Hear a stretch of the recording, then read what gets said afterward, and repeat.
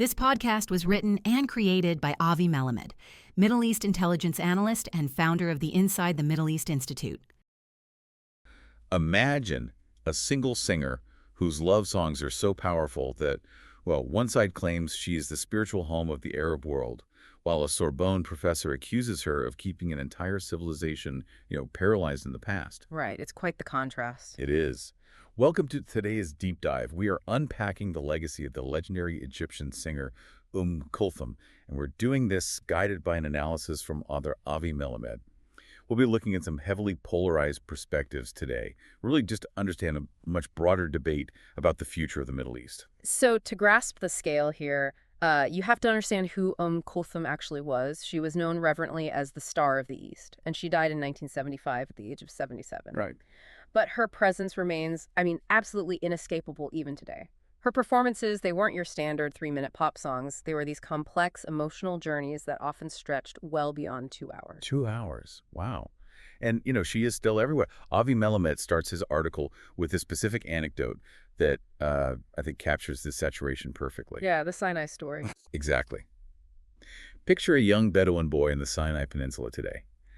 This is a child born decades after she died, yet he can just effortlessly quote entire verses from those incredibly lengthy performances. Which goes far beyond casual listening, right? It indicates a deep structural cultural embedding. And Avi Melamed structures his analysis by looking at the two extremes of how this embedding is interpreted. He starts with the perspective of Saudi columnist Sarah Matar. Right. For Matar, Kulthum isn't just music. She is Egypt's collective memory. Yeah, Matar actually calls her a spiritual home. She wrote, this is a quote, "A beautiful voice pleases the ear, but Kulthum's voice awakened memory." Awakened memory, yeah. That's powerful. It's like, I guess you could call it cultural superglue, like a cultural anchor or a monument that just provides this emotional continuity for a society that is navigating really rapid change. I think that's a good way to put it. And Matar takes that a step further. She argues that listening to her transcends politics entirely. It becomes this sanctuary of nostalgia, providing an emotional anchor when the present just feels completely unstable. Right, but relying entirely on nostalgia has a dark side. It definitely does. When a culture is so heavily anchored to a singer from the 1960s, it opens the door to some pretty devastating critiques. Which brings us to the second half of Avi Melamed's framework. Yes, the perspective of Dr. Mohammed Heed. Right. Melamed points to a fierce argument from this Sorbonne professor, Dr. Mohammed Heed, who claims this nostalgia is actually a trap. And just as a quick note for you listening, we are impartially reporting these politically charged views here. We aren't endorsing them, just, unpacking what's in the text. Exactly. And Heed's critique is, well, it's remarkably harsh. He labels her influence as deviant. Deviant. That is a strong word. Very strong.